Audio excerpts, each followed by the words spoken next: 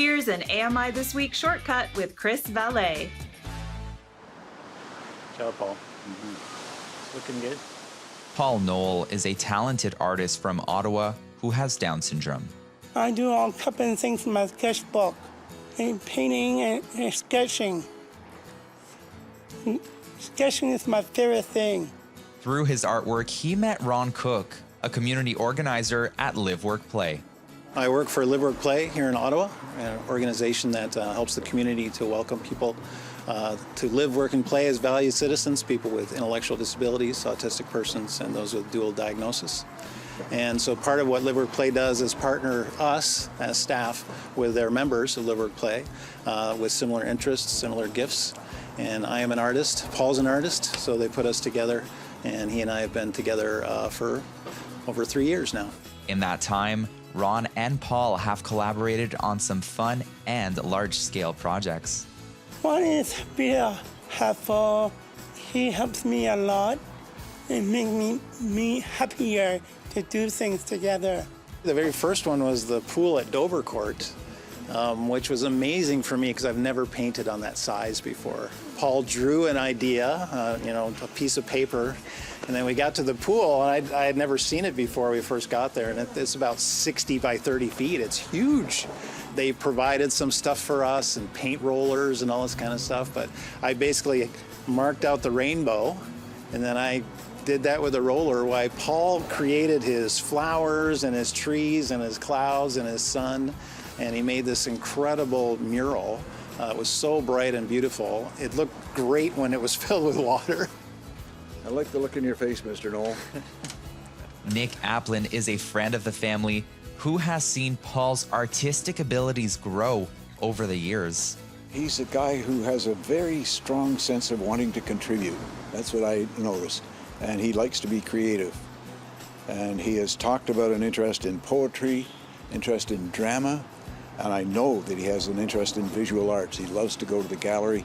He loves to look through the books that I have from exhibitions at galleries. So I know art has been an important part of his interest for a long time.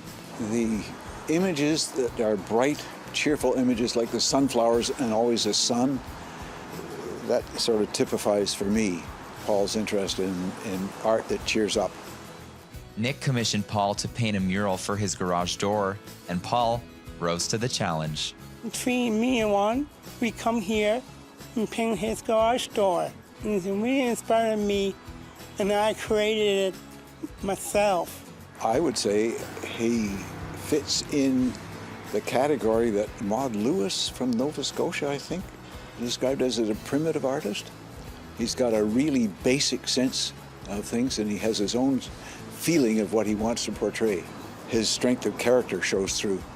Paul, can you tell me about this mural you painted in front of the garage door, from the top to the bottom? Sure. Usually the sunshine and a tree, connecting the rainbow, including the mustache and a smile and a bird. It's a bee, sunflower, and it says down here is purple flowers. The bird standing in a tree with a bird box, and it's a cottage and a deck, and it's the boat, and it's for sailing. Reminds me of the Van Gogh stuff we were watching the other day. Yeah. One of the things that's exciting for me is, and this maybe happen with a lot of people in their creative side, like we have impressions of people when we first meet them, and we don't realize until we get to know them just how deep some things go and how important some things are for them and the kind of gifts and abilities that they have. And since I've been working with Paul, I'm always amazed his ability with color, his way to picture something and then create that something, I think is profound. And I think it's just opened my eyes and made me realize that there are people that have so much to offer if we just give them an opportunity to show us what they can do. And Paul has really showed that to me, and it's just been a great experience working with him the last few years. When asked if he will ever run out of artistic ideas, Paul's answer was simple. No, I have plenty more in my head.